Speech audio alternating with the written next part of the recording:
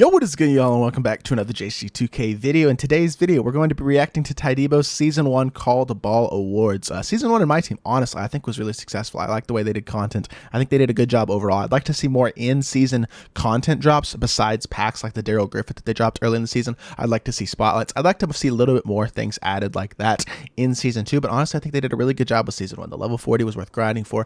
I think they did a great job overall. I really have enjoyed my team so far this year and hope that y'all have as well. But before we hop into this video, if you haven't, make sure you hit that subscribe button. I would really appreciate your support if you haven't already. If you do subscribe to my channel, trying to push towards the 2,500 subscriber mark on the channel. We're less than 150 subscribers away, and I'd really appreciate your support if you haven't already.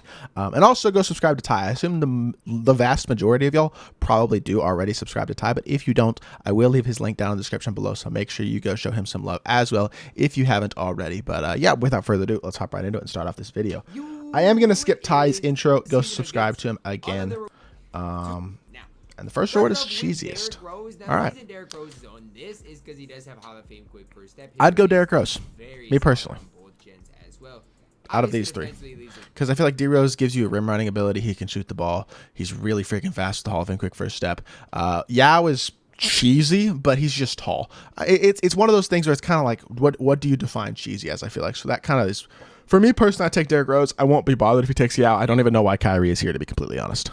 A little bit to be desired, but super fast in our first card that we saw with Hall of Fame quick first step. It's true, and he has a good. The thing is, he has the hezzy too. He's got the D-Rose size up, which is super cheesy, super glitchy. It's the best size up in the game. And run to the rim. Now I do credit Derrick Rose for changing that for me. Yeah, Kyrie it's Irving, true. our next option here. The reason he's on here is not because I love the card. I actually hated Kyrie Irving. But how many times I've gotten cooked by Kyrie Irving, or how many times I got cooked by Kyrie Irving? He can Kyrie dribble, Irving but really? He's not cheesy, though, really. This Kyrie Irving card cooked me more than any other. Because he can't dunk. He's not that fast. His release is kind of slow. His layup animations are bad. He's just a good dribbler. Last but not Great dribbler, but 7'6". I mean, that's all you got to say. That's all you need to say. If exactly. You just pick up the game today and want a way to score on offense, your best bet is probably. That's true, and that automatically makes Yao cheesy. But I don't know. This dude's an absolute cheese. But for me, when it came down to the cheesiest card in my team, for the average player, it has to be Yao Ming. That's fine. I'm not bothered by that. You know what I mean? Are you kidding me? Imagine us getting a 7'6" Ruby card in Season 1 of my team. It's absolutely ridiculous. Next up, we do have the defensive player of the season. Now, we're going to start off with talking about Ben Wallace. Big Ben Wallace. He's only 6'9", but on the flip side of things, has incredible speed, incredible lateral quickness. He kind of changed the way people thought about defense as far as centers. Brings something completely different. But obviously, his lack of offense is the reason you don't see a lot of people running him. Next up, we do have defensive player of the season. And this Wilt just moves differently. His block rating's not that good. I would say Wilt. I would go Wilt because he was the best defensive player in this game for like 4.5 weeks. Still, we got this Grant Hill.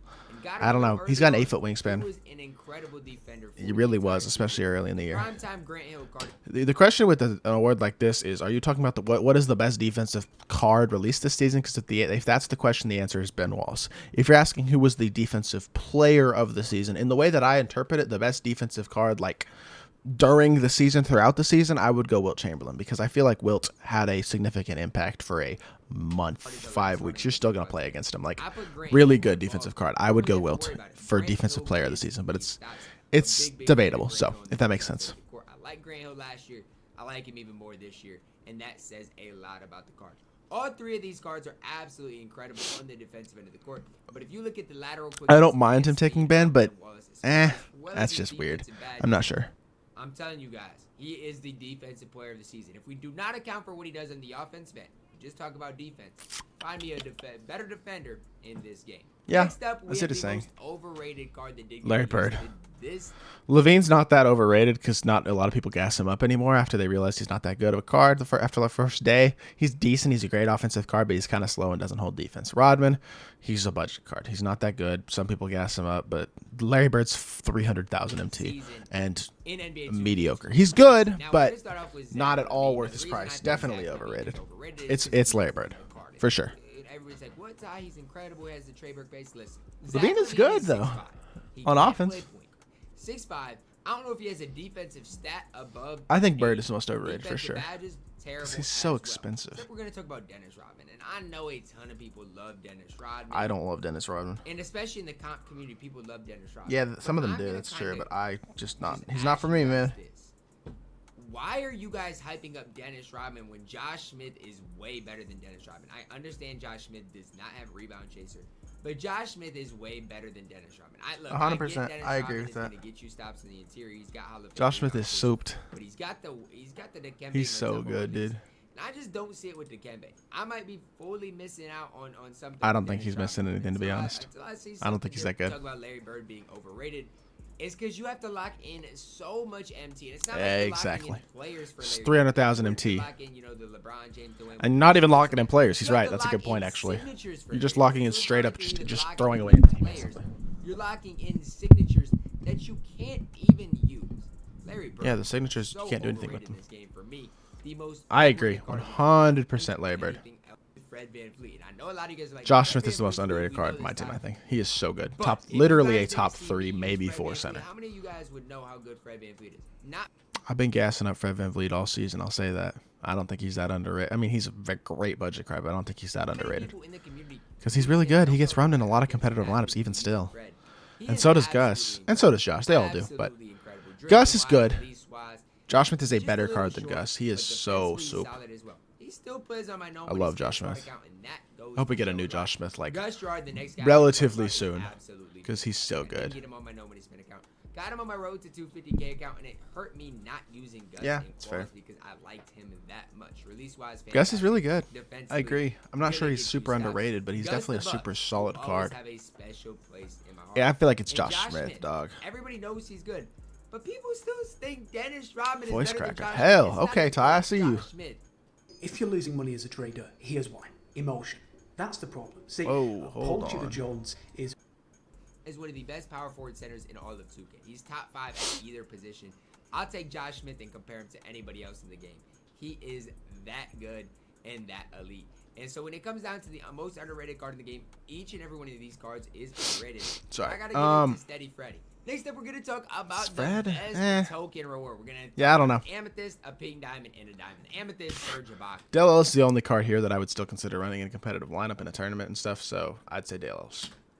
Because he's the best card here. Let me tell you something. Ibaka's slow. He might be the best overall token reward. And when that's not You're gassing it. We're giving this award away to the guy who's best for their value. Why is he gassing Ibaka? He's good, but no. That dude is absolutely fantastic. Good enough defensively. He's slow, and he's not that good defensively. But, I mean, can shoot the lights out. He is just absolutely fantastic.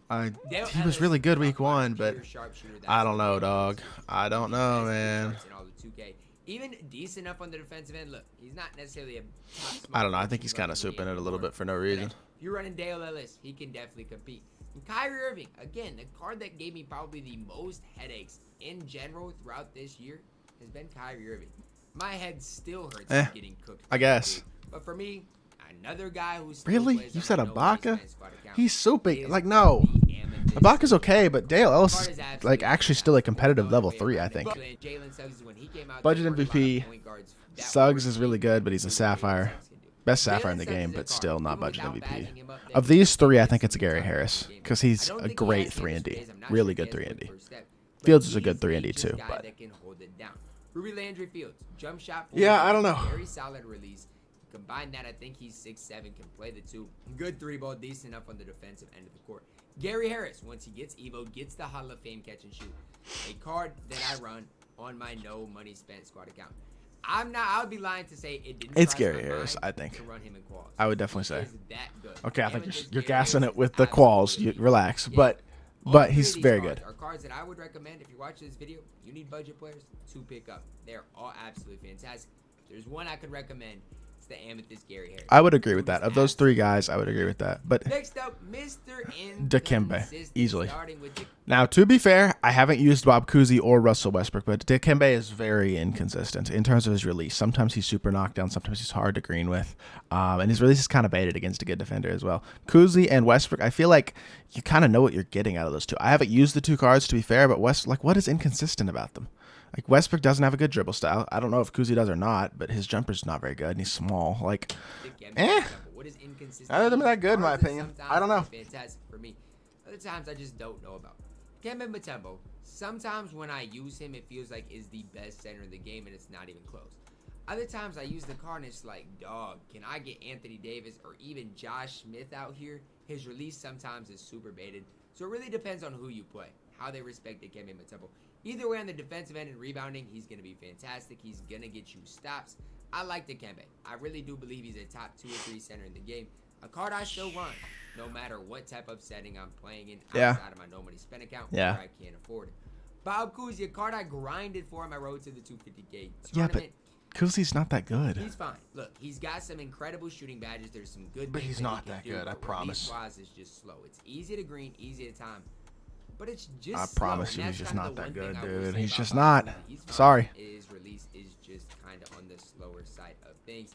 Last but not least, Pink Diamond, Russell Westbrook. Look, Again, doesn't have a good dribble style. He's a great slasher. His jumper's not terrible. He's a good defender, one of the best defensive point guards in the game. But like, gameplay with Russ. In the first half of the gameplay was terrible. And in the second half, he looked like a top 3-point guard in the game. Mr. Inconsistent. does that make him inconsistent? But what in the nobody? No. Why? He's just not that good. The more I used him, the more baited his release felt. Because he's I'm not just that good. Sure about the card. How is he Next inconsistent? up, I we don't have our understand. best Evo. Inconsistent does not mean the worst of the 3, I think. We're talking about Slick Watts, an underrated card in the game. Chris Boucher. Slick Watts is not that good because his release is garbage. If he had a good release, he'd be good. Boucher is slow, can stretch the floor. He's really small. And then Gary Harris is one of the top 3 and D guards. So I would go to Gary All Harris. 3 of these cards do their own thing. Slick Watts is fine, but like his Gary release Harris sucks. more than So I'd definitely go Gary Chris Harris. Boucher is a card that if you got in domination is a very good budget baller.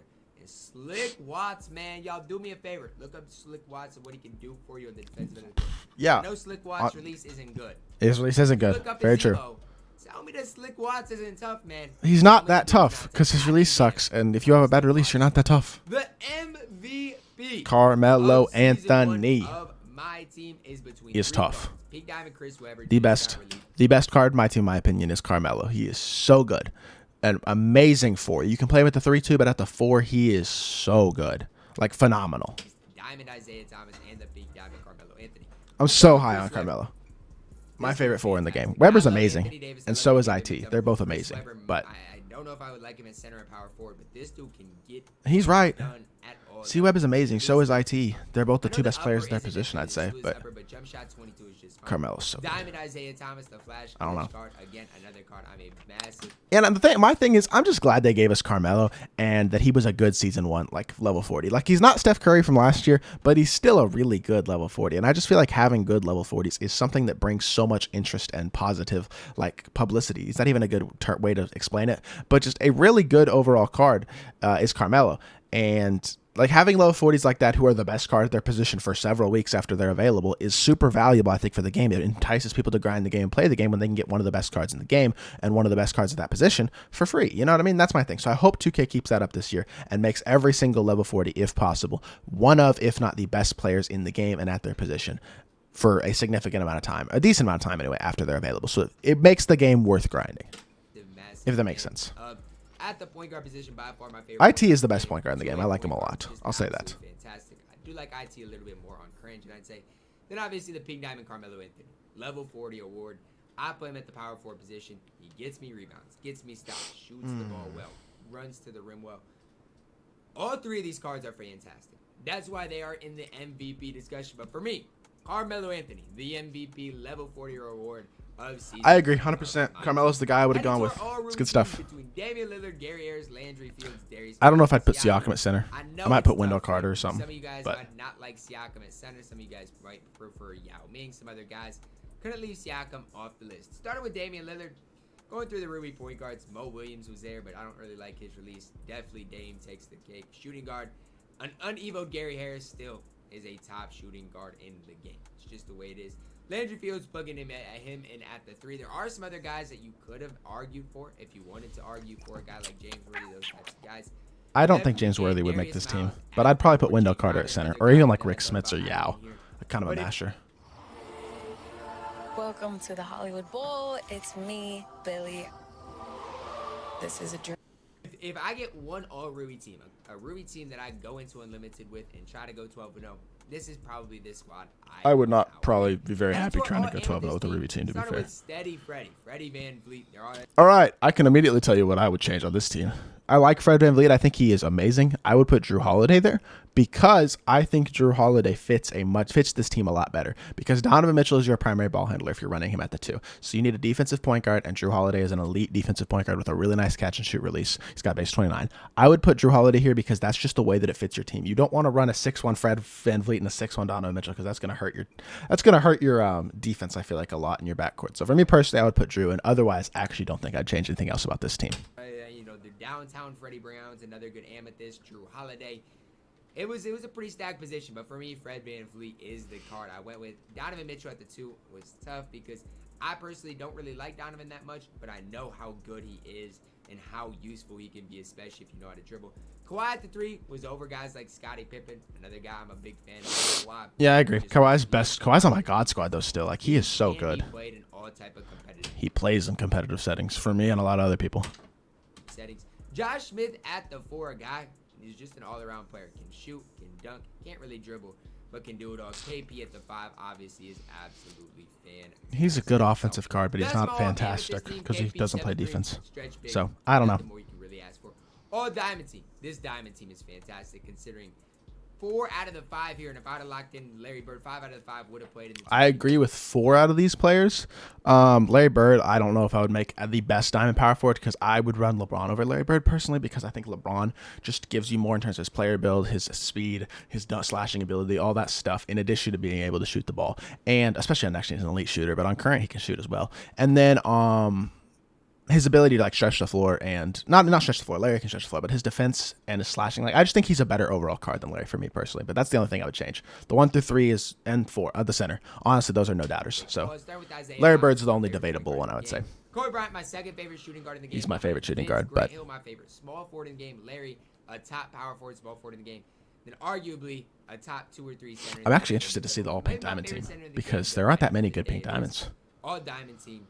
And there are some good pink diamonds. There aren't that many. I don't know. A lot of good diamonds. He's right. Like I'd put LeBron on Larry over Larry. Here we go. Interesting. Russ is the best pink diamond point guard. Vince is the best pink diamond shooting guard. Yes, I agree. There's nobody you can really put at small forward. Like you could put Glenn Robinson or something. But I agree honestly with putting Weber and AD together and putting Carmelo at the 3. I play Carmelo at the 4 in my God squad. A lot of people do. But for a team like this, I think you kind of got to. I don't know. But I like Russ. I like it. I like his potential. I think Russ is fantastic. Vince Carter at the 2. Again, my favorite shooting guard in the game, Carmelo Anthony at the 3. Normally I play Melo at the 4, but I had to find a way to get Chris Webber and Anthony Davis both in the lineup because I am super duper high on both of them. So who would win in a game versus the all diamond team versus the all pink diamond team? Let me know that down below in the comments. That's a good question. I don't know. But all right, I hope you all did enjoy this video. If you haven't, make sure you go subscribe to Ty. Make sure you drop a sub over here as well. I'd really appreciate it. I hope you all did enjoy. Also, make sure to like the video and leave a comment. And I'll be back. Drop my mic again. I'll be back with more content very, very soon. I appreciate y'all. Peace.